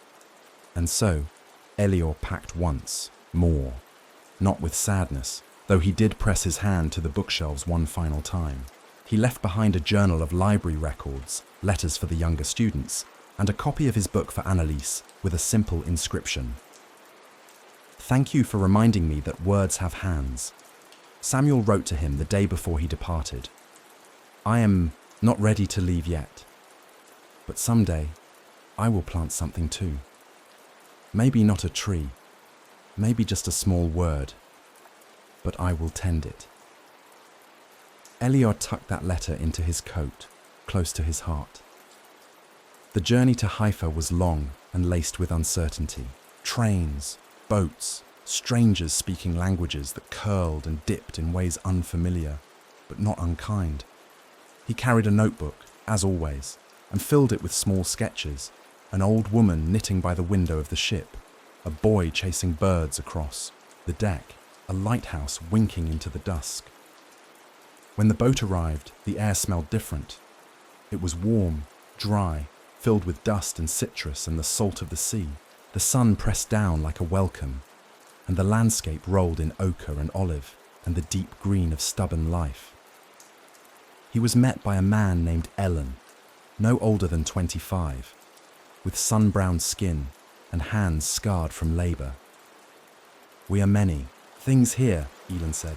"Farmers, builders, poets when there is time." Elior smiled. "I've only ever been a reader," he said. "Then we'll build with stories," Elan replied. "The foundations will be stronger for it." The settlement was small, stone houses in various stages of completion. A school built, with timber and laughter. Rows of young trees with roots wrapped in burlap, waiting to be planted. There were children playing with tin cans and women baking bread on open stones. There was music in the air, not from instruments, but from voices, alive and alive again. Elior was given a small room, a cot, and a journal stamped with the seal of the kibbutz. He planted his first sapling the next day, an olive tree, thin and trembling in the breeze, its leaves like silver whispers. As he pressed the earth around its base, his fingers moved carefully, as if touching the page of a sacred book. This one is for my mother, he said aloud. He planted more. For his father, for Talia, for the violinist, for Ulick and Yael and the unnamed children by the trench. Each tree had no plaque, no stone. But Elior remembered, and that, he believed, was enough. Each evening, the community gathered beneath a canvas stretched between poles.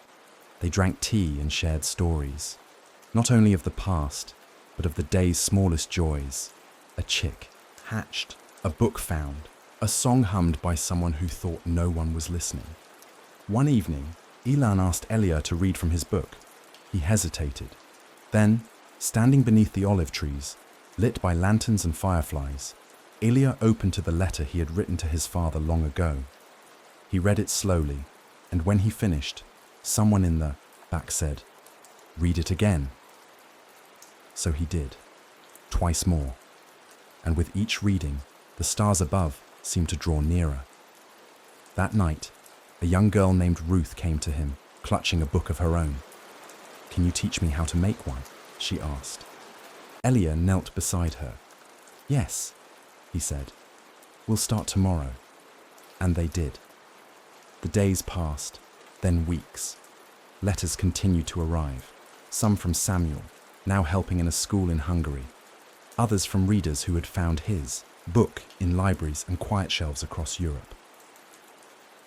One letter read, "Your words reached me in a winter I thought would never end. Thank you for lighting even one small candle." Elior copied the letter into his journal, not to keep, but to plant, because, now he understood, stories like trees must be rooted in remembrance but grown in hope. The first time Elior saw the Festival of Threads, it was little more than an idea spoken over lentil soup and fresh flatbread. The elders of the kibbutz, those who remembered not only their own pasts, but also carried fragments of villages and towns long disappeared, had gathered under the shade of an old fig tree. Someone had mentioned how their mothers used to weave stories into cloth, and how before the war, even simple garments were stitched with memory, a hemline folded with blessing, a sleeve embroidered with a grandmother's laughter. "We have planted roots in the earth," said an old man named Moshe, his beard a tangle of white threads itself. "Now we must plant in the air." And so it began, a plan not for a parade or a feast, but for a living tapestry, one made not only of fabric, but of words, names, and dreams. They called it the Festival of Threads. Each person was asked to bring one thing, a piece of fabric that told a story. It could be anything, a scarf, a child's sock, a napkin, even a torn handkerchief. Along with it, they were to write a note, just a few words, about what the cloth remembered. Elior was quiet when the idea was announced. He did not know what he could bring. He had nothing left of the old world. Nothing physical, at least. The thread Samuel once gave him had frayed away over time, piece by piece, until only its memory remained in the creases of his hand. That night, he walked through the rows of olive trees, past the fig orchard, to the edge of the hill where the lights of Haifa glimmered below. He sat there a long time, the wind tugging gently at his sleeves, until he remembered something. The scarf. It was tucked in the bottom of his satchel, wrapped around the leather-bound book he had made in Prague. Pale grey, lined with faint blue, it had belonged to his mother. He had forgotten its presence in the years of travel and labour, though it had always been there, silent, folded, waiting. He unfolded it beneath the stars. Its edges were worn, but its softness remained. A few stray strands had come loose, curling like question marks at the hem. He pressed it to his cheek, and it smelled faintly of dried lavender and the salt of old tears. He didn't cry. Instead, he wrote his note that night. This scarf once warmed the neck of a woman who sang in a kitchen filled with steam. She told stories as she stirred lentils. Her name was Miriam. She was my mother. I carry her warmth still. On the day of the festival, the entire kibbutz came alive. Cloth fluttered from every rooftop, stretched across pathways, tied between trees. Children ran between the fluttering fabrics like wind-made flesh. There were quilts sewn with blessings, in Ladino and Yiddish, napkins marked with tiny footprints, aprons once used to wrap newborns now swayed like prayer flags in the breeze, and each piece had its note. Elior's scarf was pinned between two almond trees, the note beneath it weighted by a smooth stone. A little girl stood in front of it for a long time, her finger tracing the letters slowly, her lips moving in quiet echo. Was she real? She asked him later. Yes, Elior replied, as real as you are. Then maybe I'll write a note too, and she did. The festival lasted 3 days, not because of tradition, but because no one wanted it to end. Each night, fires were lit in clay pits. Bread was broken and passed by hand. Songs rose, not polished, not practiced, but heartfelt and trembling with joy, long buried. There was no stage, no audience, only presence. On the second night, Elior read aloud from his new manuscript.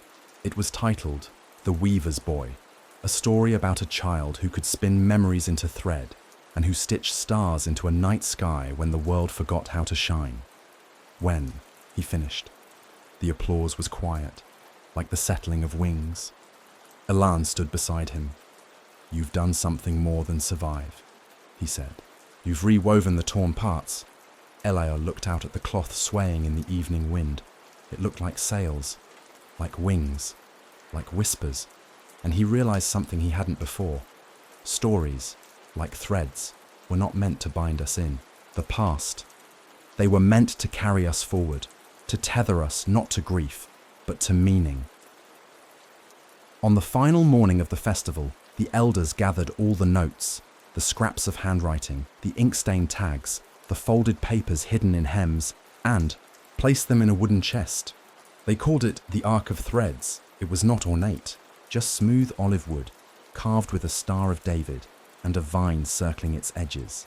They buried it beneath the fig tree, not as an ending, but as a beginning. "We plant this," Moshe said, "so that one day, if the world forgets again, someone will find it and know we were here." Elior stood among them, the morning light catching his curls, the edge of his mother's scarf tied to his wrist. He thought of Tarnov, of Auschwitz, of Prague, of every name he had ever whispered. And he whispered one more, his own. Then he added softly, "And we are still here." Years passed gently, as they often do when a life finds rhythm again. The trees Elior had planted grew taller: olive, fig, pomegranate. Children born in the kibbutz now climbed their branches. The once humble library expanded into a sunlit room, with tall shelves and open windows. His books had found their way into schoolrooms, into reading circles, into the hands of strangers who sent letters that began with, "I did not live it, but I feel like I was there." But Elior never forgot the street in Tarnov. He had not spoken of it in years, not aloud. The memory had lived quietly in him, tucked behind newer joys and quieter griefs. Yet it never left. It waited, like a room unopened, its door gathering, dust, its light untouched. One spring morning, he received a letter from a historian in Krakow. The man had come across Elior's published work, recognized the name, and written in curiosity and reverence. "There is a house still standing in Tarnov," the letter read. "A modest place on a narrow lane. The family who lives there now found a small bundle tucked in the corner of the attic, wrapped in linen. Inside were buttons, 2 photographs, and a child's drawing labeled Elior, age 6. The letter ended with an invitation. Should you ever return, it would be an honor to place these things in your hands. Elior did not reply immediately. He placed the letter beneath a stack of papers and went outside to walk among the trees. The wind was mild and the sky above the hills shimmered with blue and gold. But that night, as he turned down the lamp beside his bed, he saw the letter again. He didn't open it. He didn't need to. He simply whispered, "It's time." When he told Elon of his decision, the man said only, "Take your time. Some roads aren't meant to be hurried." Samuel, now grown, living in a village north of Jerusalem and teaching history to schoolchildren, wrote back when Elior informed him, "When you walk those streets, I hope they remember your footsteps. And if you find the sky unchanged, tell it I remember too." Elior travelled by train. It was a deliberate choice. He could have flown, quickly and easily. But something in him needed the hum of rails, the passing fields, the slow unfolding of distance.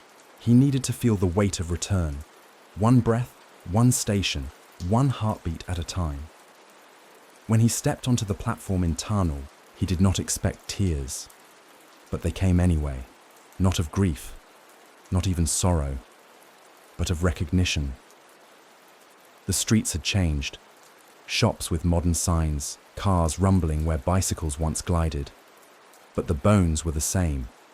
The cobblestones still sang, beneath tired shoes.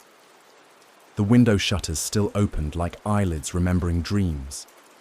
He found the lane on a quiet afternoon. It was narrower than he remembered. Or perhaps he had simply grown. The house was simple, yellow with ivy curling along its left side. The door was red now. A cat lay sleeping on the front step, and its ears twitched lazily when he approached. The woman who answered was in her 30s, with kind eyes and a toddler balanced on her hip. "You must be Mr. Elior," she said. "Please, come in." The inside was warm, full of the scent of boiled potatoes and lemon soap. She led him to the attic, where sunlight filtered through a single window, illuminating dust motes that danced like old souls. She handed him a cloth bundle. Elior sat on the wooden floor and unwrapped it slowly. First, the buttons, familiar shapes, one still stitched to a fraying scrap of blue wool. Then, the photographs, one of his father, standing before the shop with chalk on his fingers, the other of a boy at a window, reaching upward towards stars drawn in charcoal. He swallowed back the ache in his throat. Then came the drawing. Crayon, on parchment, faded but still bright. A tree, a house, a star in the sky, and in a crooked hand. Elior, age 6. He closed his eyes, and there he was again, barefoot on the rug, tracing constellations on the ceiling, his mother humming in the next room. When he opened his eyes, the woman was sitting nearby, her child now asleep against her chest. "I read your book," she said. "The part about the wall of shoes. It stayed with me." Elior nodded. "It stays with me too." She hesitated, then said softly, "Would you like to see the bakery?" He followed her through the town. The old bakery stood on the corner, the sign replaced, but the shape unchanged. A boy behind the counter offered him bread with poppy seeds, unaware that he was handing memory to a man who once stood where he stood, years ago, in smaller shoes. Elior bought 2 loaves. He returned to the house, sat by the window, and broke the bread with the woman and her husband, sharing stories as the evening shadows stretched across the walls like returning ghosts who meant no harm. Before he left, she handed him a second bundle. "I stitched this for you," she said. "From fabrics I've collected from across this town, some from the market, some from neighbors who still remember." Inside was a patchwork cloth, a tapestry, small but rich with color. Each square told a story, a pattern of roses, a bit of lace, a swatch of wool like his father's coat.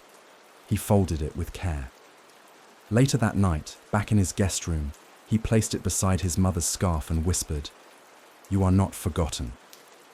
And the wind, slipping through the shutters, seemed to reply, "Nor are you." There was one place in Tarnów that Elior had avoided since his return, the square. It was not because of fear, nor even pain, but because it held a silence so old and so deep, he was not sure he would know how to enter it. It was the square where the transports had gathered, where the cattle cars had waited like iron mouths to swallow names and memories, and the echo of small, uncertain feet. Where he had stood once, a threadbare coat wrapped tightly around him, his father's voice still echoing in the back of his heart. Even the smallest flame can defy the dark. But on his third and final morning in Tarnów, Elior woke early, dressed in quiet hands, and walked alone to the square. The city stirred gently. The baker rolled carts across the stones. The shopkeeper swept away leaves that had blown in overnight. But none of them interrupted him. It was as if some understanding had passed among the town, a recognition that a child had returned not to accuse, but to remember. The square had changed. New benches, planted trees, a small cafe with tables tucked beneath green awnings. But the air, Elior thought, still remembered. He sat on one of the benches. The same light that had once filtered through the slats of a cattle car now fell across his lap, warm, golden, indifferent.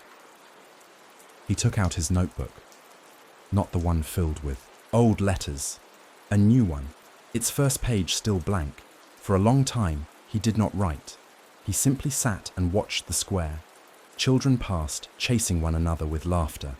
A woman in a red scarf pushed a pram across the cobblestones. Birds landed and took off again, as if rehearsing departures they no longer feared.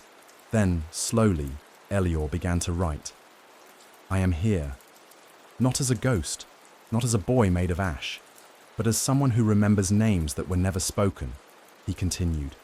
This square once forgot how to hold joy. Today it holds me. I carry no hatred, only echoes, only stories, only the breath of those who once stood where I now sit. When he finished, he closed the notebook and stood. From his satchel, he removed the patchwork cloth the woman had made, the one stitched from fragments of the town. He walked to the center of the square, where the stone was smoothest, and laid the cloth gently on the ground. He stood beside it. Then, as if to honor a language older than speech, he removed his shoes and stepped barefoot upon the cloth. The sun touched his face. No one approached. No one disturbed him. He remained there for minutes, perhaps longer, until he felt something settle inside him. Not closure, not peace, something simpler, more honest. Presence, the feeling of being whole, even if part of him would always be made of absence. He picked up the cloth, folded it once, then again, and placed it back into his satchel. As he walked away, a child tugged at his coat. She was perhaps 5, with hair tied in 2 braids and a ribbon that had seen better days. Are you the writer?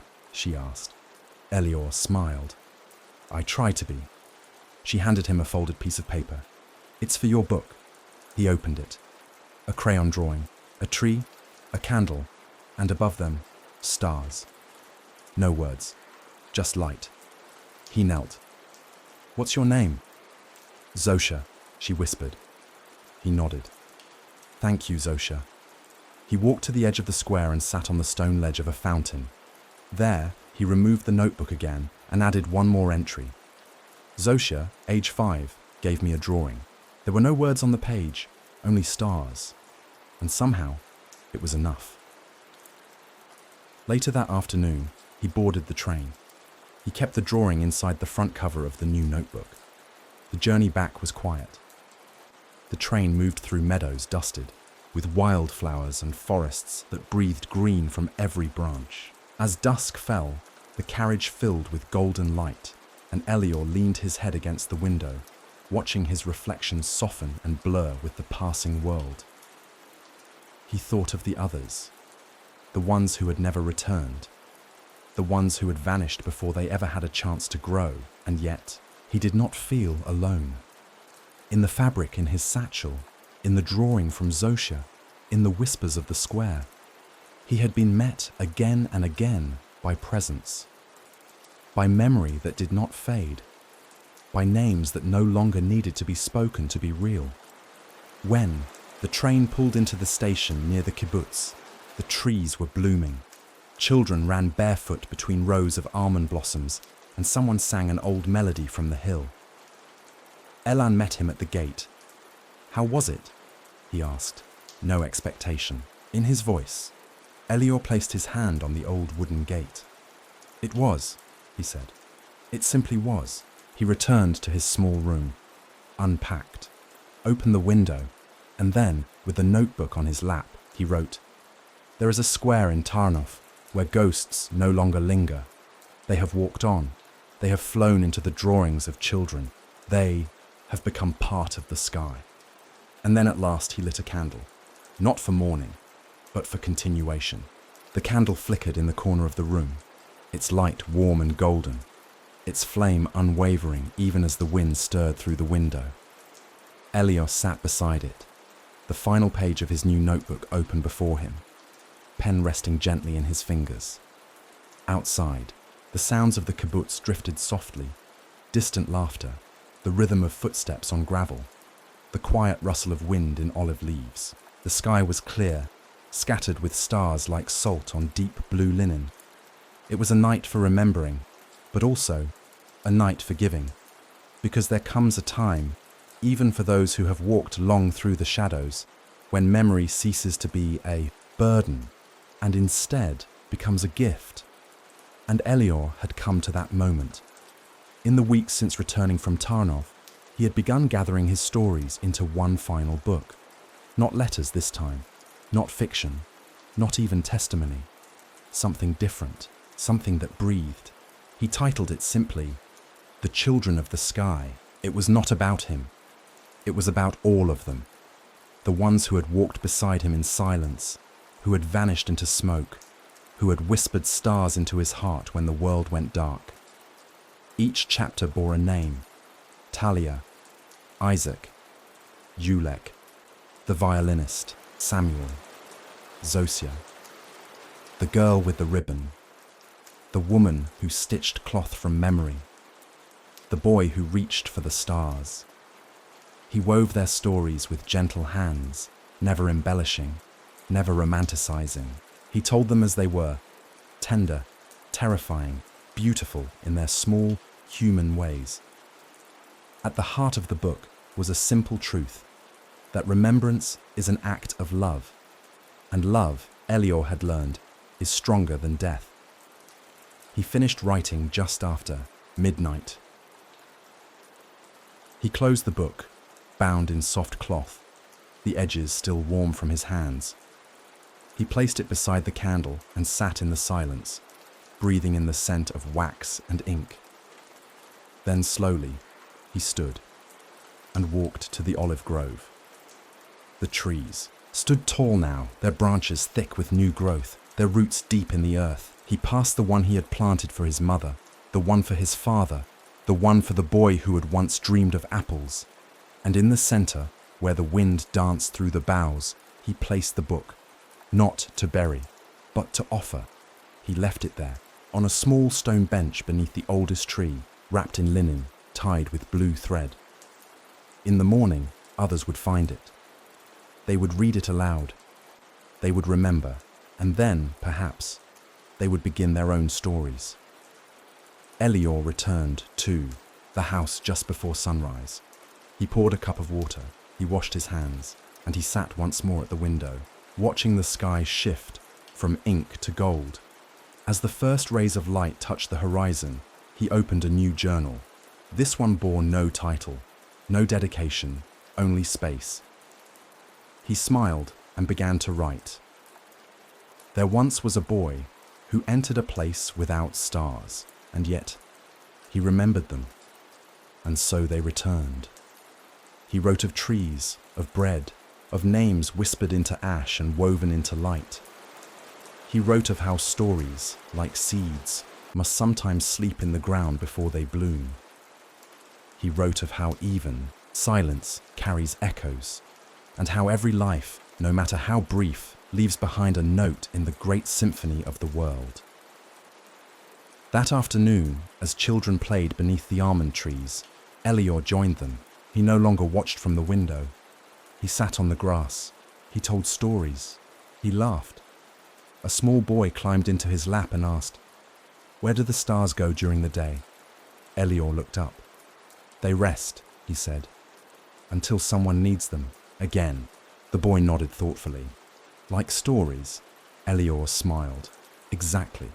That evening, as the sun lowered itself gently behind the hills, a group gathered once more beneath the fig tree. The arc of threads was brought out, its wood polished, its edges worn smooth by reverent fingers. One by one, people placed new letters inside, notes from the fields, prayers written by children, recipes remembered from grandmothers now gone. It was a ritual, not of mourning, but of continuity. Elior placed his own letter last. He held it to his chest for a moment, then laid it atop the others. In it, he had written, "If you find this, know that we lived, we dreamed, we planted, we forgave, we told stories, and when the sky grew dark, we remembered the stars, not because we could see them, but because we once heard them whisper our names." As night fell, the candle in the library window was lit once more. It flickered softly. It glowed with memory. And somewhere, among the trees and the wind and the quiet pages of books written and yet to be written, Elior's story continued, not as a closed chapter, but as a light still moving forward, not as a number, but as a name spoken gently, lovingly, and never again forgotten.